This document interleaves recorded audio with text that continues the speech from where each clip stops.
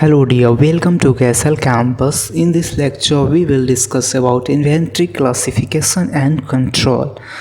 तो चलिए स्टडी करते हैं इन्वेंट्री क्लासिफिकेशन और कंट्रोल में। सबसे पहले हमारे पास जो है ABC कंट्रोल, जिसको कि पैरेटो's लॉ भी बोलते हैं, because this classification is given by Pareto's. और इसको 80-20 लॉ भी बोलते हैं, बिकॉज इसमें एक इन्वेंट्री को जो है ज़्यादा वैल्यू देते हैं और दूसरे को कम, इसीलिए 80-20 रूल भी इसको बोलते हैं। आप एक चीज़ जनरली देखना, जो कि आपको पढ़ाया जाता है क्लासेस में या फिर आपके जो टीचर्स जनरली पढ़ाते हैं बहुत सारे कॉलेजेस में, तो उसमें एक बोलते हैं जिसकी प्राइस ज़्यादा है उसको ए पे रख दो, जिसकी कम है उसकी बी पे, और जिसकी उस सबसे कम है उसको सी पे रख दो। और बिकॉज जो ज़्यादा जिसकी प्राइस होगी उसका रिव्यू बार बार करेंगे, और जब बिक जाएगा तो अगला क्वांटिटी मांगेंगे। लेकिन ये बिल्कुल गलत है इस तरीके से। वो तो HML कंट्रोल होता है प्राइसिंग के हिसाब से, हाई मीडियम और लो प्राइस जिसकी होती है, तो that is HML control. But ABC control में क्या होता है, इसमें यूजेस के हिसाब से जो होता है क्लासिफाई करते हैं जो हमारा इन्वेंट्री होता है या फिर प्रोडक्ट्स को। तो जैसे कि हमारे पास 3 क्लास है ABC कंट्रोल में, A, B और C।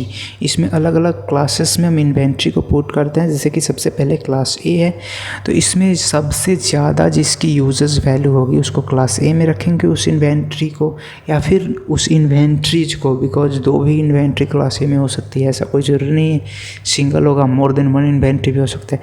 फिर जिन इन्वेंट्रीज की यूजेज होगी मिनिमम, मतलब मिडिल में होगी मिनिमम, और सबसे हायर से मिडिल में होगी उसको B क्लास में रखेंगे, और जिन इन्वेंट्रीज की यूजेज वैल्यू सबसे कम होगी उसको C क्लास में रखेंगे। यूजेज वैल्यू के हिसाब से रखते हैं। अभी यूजेज वैल्यू कैसे निकालेंगे वो आगे के मतलब लेक्चर आप देखते जाओ, आगे देखेंगे। नाउ जैसे हमारे पास A जो हम इन्वेंट्री है उसकी जैसे यूज वैल्यू यहाँ पे 50 to 60% है, तो आइटम परसेंट कितना रखेंगे, 10 to 20%, मतलब सबसे कम रखेंगे, बिकॉज सबसे ज़्यादा आइटम है तो इसका जो इंस्पेक्शन है, रिव्यू है, स्पीडली करेंगे, फास्टली करेंगे, बिकॉज इसकी या तो डिमांड ज़्यादा होगी या फिर प्राइस ज़्यादा होगी, तभी तो यूज वैल्यू इसकी बढ़ी है।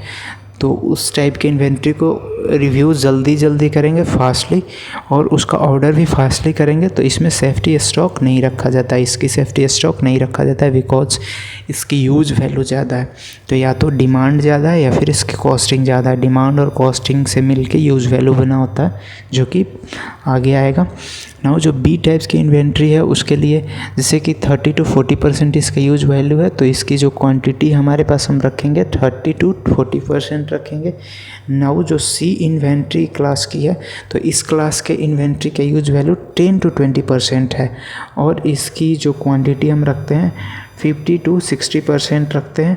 और इसमें सेफ्टी स्टॉक मतलब प्रेजेंट है ही, आप जान ही रहे हो कि इसकी रिव्यू लेट से करेंगे, क्योंकि ज़्यादा खरीद के रख दिया पहले ही, और रिव्यू इसकी लेट से करेंगे, और ये ख़राब होने वाला है नहीं, उस टाइप का आइटम्स रखेंगे इसमें। नाउ हाउ टू अरेंज, अब अरेंज कैसे करेंगे और यूज वैल्यू कैसे कैलकुलेट करेंगे। तो जैसे कि आइटम्स हमारे पास 1 2 3 4 अप टू 10 तक आइटम है, इसकी यूज वैल्यू 10% सबकी मानो कि जो परसेंटेज है आइटम्स की वो 10% है, तो यूज वैल्यू कैसे कैलकुलेट करेंगे। तो परसेंटेज ऑफ आइटम सब 10%, तो 10 आइटम मिला के 100% आइटम्स रीच हो गए। अब देखेंगे अलग अलग इनकी डिमांड्स होगी। जैसे आइटम 1 की डिमांड 200 है, आइटम 2 की डिमांड 70 है, आइटम 3 की डिमांड 500 है, लाइक दैट अप टू 10। इसकी डिमांड वैल्यू अलग अलग है। अब इसकी कॉस्टिंग, यूनिट प्राइस, मतलब 1 यूनिट की कॉस्ट कितनी है, तो आइटम 1 की जो 1 यूनिट की कॉस्ट है 100 रुपीज़ है, और आइटम 2 की जो 1 यूनिट की कॉस्ट है 60 रुपीज़, और आइटम 3 की जो कॉस्ट है 200 रुपीज़ है। तो अब इसकी यूज वैल्यू जब निकालेंगे तो यूज वैल्यू में क्या करते हैं, demand multiplied by unit price, मतलब DC, D इंटू C।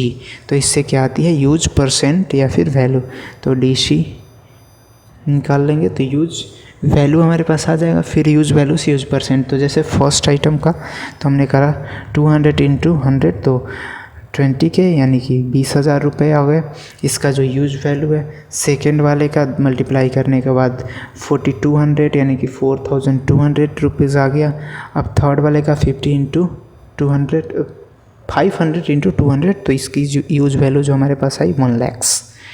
ठीक है, अब नाउ क्या करेंगे, इसकी परसेंटेज यूज वैल्यू निकालेंगे तो सबका समेसन निकाल लेंगे यूज वैल्यू का, और जितना इसका यूज वैल्यू होगा उससे डिवाइड करेंगे समेसन से और 100 से मल्टीप्लाई करेंगे। जैसे फर्स्ट वाले के लिए 20 के है, 20,000 है हमारे पास यूज वैल्यू, तो 20,000 और समेसन ऑफ यूज वैल्यू मानो कि सिग्मा एक्स है और इसको 100 से मल्टीप्लाई कर देंगे तो इसका यूज परसेंट निकल जाएगा। सेम सेकेंड वाले के लिए वही फॉर्मूला, थर्ड वाले के लिए वही फॉर्मूला यूज करेंगे और यूज परसेंट निकाल लेंगे। सपोज दैट आपका यूज परसेंट कुछ इस तरीके से आ रहा है 32%, 22%, 18%, 10%, 7%, 6%, 4%, लाइक दैट। अलग अलग के लिए 10 जो आपके पास आइटम्स हैं उसके लिए अलग अलग यूज वैल्यू आ रहा है। तो इसको क्लास अब कैसे करेंगे, जैसे यहीं सेम यूज वैल्यू को हम नीचे लिख देते हैं। यहाँ पे परसेंटेज यूज वैल्यू क्या है हमारे पास 32%, 22%, 18%, 10%, 7%, 6.2%, 4%। तो 32% और 22% वाले आइटम्स को मिला के क्लास ए में रख दिया तो इसका टोटल यूज वैल्यू कितना हो गया 54%।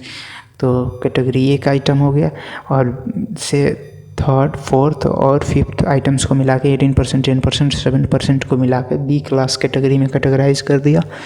तो इसका टोटल कितना हो गया बी कैटेगरी का 35% यूज वैल्यू हो गया। नाउ सी के लिए लास्ट जो बचा हुआ सबको ले लिया तो टोटल 11% जो है सी कैटेगरी का यूज वैल्यू हो गया। ठीक है, तो आपको एक चीज़ समझ में आ गई यूज वैल्यू कैसे निकालते हैं, और जो क्लासीफाई करते हैं एबीसी कंट्रोल में ये जो है यूज वैल्यू के हिसाब से करते हैं, ना कि यूनिट प्राइस के हिसाब से और ना ही डिमांड के हिसाब से। दोनों को मिला के उनके मल्टीप्लिकेशन से जो यूज वैल्यू आता है उसका परसेंटेज निकाल के फिर तब क्लासीफाई करते हैं। और क्लास ए में मोर देन 1 इन्वेंट्री भी हो सकता है, उसी तरीके से बी में भी, सी में भी मोर देन 1 इन्वेंट्री भी हो सकता है और 1 इन्वेंट्री सिंगल भी हो सकता है। ठीक है, अब इसकी डेफिनेशन देखते हैं। In ABC control inventory items are classified as A, B और C category depending upon their usage value, उसके यूजेस वैल्यू पे डिपेंड होके। For A category items inventory is kept almost nil and frequent review is done. जो A category के items होते हैं उसमें inventory जो का सेफ्टी स्टॉक होता है उसको बहुत कम रखते हैं, या फिर इन्वेंट्री की अमाउंट भी कम रखते हैं और उसकी रिव्यू फ्रिक्वेंटली करते रहते हैं और उसका ऑर्डर जो है फ्रिक्वेंटली प्लेस करते रहते हैं, बिकॉज उसकी यूज़ वैल्यू ज़्यादा, या तो डिमांड ज़्यादा है या फिर यूनिट प्राइस ज़्यादा है। तो उसकी रिव्यू फास्टली करेंगे क्योंकि उस पर हमें ज़्यादा प्रॉफिट मिलेगा। नाउ जो सेकेंड पॉइंट है एबीसी कंट्रोल में, on the other hand C category items are large amount of inventory is kept, मतलब सी कैटेगरी का लार्ज अमाउंट रखते हैं इस इन्वेंट्री का। It is review after a long period, बहुत लंबे समय के बाद इसको मतलब रिव्यू करते हैं और फिर इसका ऑर्डर करते हैं, बिकॉज इसका लार्ज अमाउंट रख दिया है ला के और बिक रहा है, फिर उसके बाद लॉन्ग टाइम के बाद इसका रिव्यू करेंगे। नाउ अब आपके पास देख लेते हैं क्वेश्चंस किस टाइप्स के आएंगे। जैसे एक क्वेश्चन आपका जो फेमस एमसीक्यू है जो आते रहता है गेट में, ईएस में, पीएसयूज में, या फिर सेमेस्टर्स वाले में भी आता रहता है बहुत सारे में, जिसमें एमसीक्यूज टाइप के क्वेश्चंस देते हैं। तो जैसा कि आपको पता है जो ए टाइप या फिर ए कैटेगरी का जो इन्वेंट्री है या फिर जो number of inventories A category में रखे गए वो वाइटल इन्वेंट्री या फिर आइटम्स का लाएंगे। तो जैसे सेफ्टी स्टॉक पे इसका क्वेश्चन आता है जो कि मैं बोल रहा था कि बहुत इंपॉर्टेंट है, तो ऑप्शन ये दिए रहेंगे सेफ्टी स्टॉक इज केप्ट और safety stock low safety stock is kept. ठीक है, तो इसमें टिक लगाएंगे लो सेफ्टी स्टॉक इज केप्ट। और जो इस टाइप से भी ऑप्शन दे सकता है सेफ्टी स्टॉक इज केप्ट और no safety stock is kept. तो यहाँ पे no safety stock is kept for A types of items. Now अगर दोनों टाइप के मिक्स करके इस तरह का ऑप्शन दिया और low safety stock is kept, safety stock is kept और safety stock is not kept, मतलब no safety stock is kept, तो इसमें जो बेस्ट ऑप्शन हमारे पास चूज करना होगा वो होगा low safety stock is kept. अगर इस टाइप्स के ऑप्शन दिए हुए हो तो no safety stock is kept, अगर इस टाइप के तो low safety stock is kept, और फाइनली दोनों दिया हो नो सेफ्टी स्टॉक और लो सेफ्टी स्टॉक तो लो सेफ्टी स्टॉक बेस्ट होगा। ठीक है, और एबीसी कंट्रोल का एक प्रैक्टिकल एग्जांपल देखते हैं। तो ABC control used eight railway, Indian railway stores current time, ठीक है। और लार्जेस्ट इंडियाज़ स्टोर है रेलवे, इंडियन रेलवे स्टोर्स जो आजकल प्रेजेंट है, ठीक है। तो अब जो नेक्स्ट टाइप ऑफ कंट्रोल आता है वो होता है VED कंट्रोल। इसको यूज़ करते हैं प्रोडक्शन सिस्टम में। तो वाइटल, इसेंशियल और desirable inventories are classified on the basis of their importance of inventory for the production system. उनकी इंपॉर्टेंस पे जैसे कि जो वाइटल है तो चाहिए ही चाहिए, इसेंशियल मतलब इसके बिना भी मैन्युफैक्चरिंग पॉसिबल नहीं है। नाउ डिज़ायरेबल मतलब डिज़ायरेबल जो अगर ये इन्वेंट्रीज प्रेजेंट है तो बेस्ट है, नहीं भी है तो काम कैसे भी चलेगा। जैसे वॉचमैन नहीं है प्रोडक्शन सिस्टम, एक दिन के लिए अगर कहीं चला जाता है तो कैसे भी काम चला लेंगे, लॉक लगा के CCTV कैमरा का फुटेज मॉनिटर करके कैसे भी, मतलब एक दिन के लिए तो काम चला ही सकते हैं। लेकिन अगर मशीन्स ही नहीं है तो प्रोडक्शन सिस्टम ही बंद हो जाएगा, तो मशीन्स वाइटल में आएगा। इसी तरीके से वॉचमैन डिज़ायरेबल में लाइक दैट। अब जो HML है तो HML जैसा कि मैं ऊपर आपको बता रहा था, हाई, मीडियम और लो कंट्रोल इसको बोलते हैं। Inventories are classified on the basis of their unit price C of the inventory, ठीक है। तो यूनिट प्राइस पे HML क्लासीफाई होते हैं, HML टाइप का कंट्रोल होता है, ना कि ABC कंट्रोल होता है। ABC कंट्रोल यूजेस पे होता है, डिमांड प्लस यूनिट प्राइस दोनों को मिला के यूजेस जो निकालते हैं। नाउ जो नेक्स्ट टाइप ऑफ कंट्रोल है यानी कि लास्ट कंट्रोल है वो है SDE कंट्रोल। इसमें S for scarce, D for difficult और E फॉर ईजी। स्कैर्स मतलब जो इसका मिलना बहुत ही डिफ़िकल्ट होता है, तो जनरली प्रोडक्शन सिस्टम के लिए इसको यूज करते हैं। Inventories are classified on the basis of availability of inventories for production system.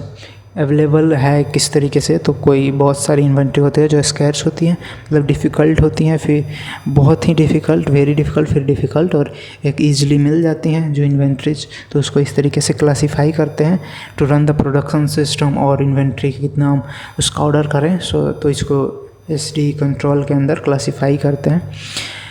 Now जो हमारे पास एक टॉपिक है inventory turn over ratio ITR, जो कि कंपनी जनरली निकालती हैं। कोई भी कंपनी का पूछते होगे कि इसका टर्न ओवर कितना है, टर्न ओवर के हिसाब से ही कंपनी का रैंकिंग मिलता है। जैसे ITR, तो इसका फॉर्मूला आता है नेट या फिर total net cell divided by average inventory, या फिर cost of goods sold divided by average inventory.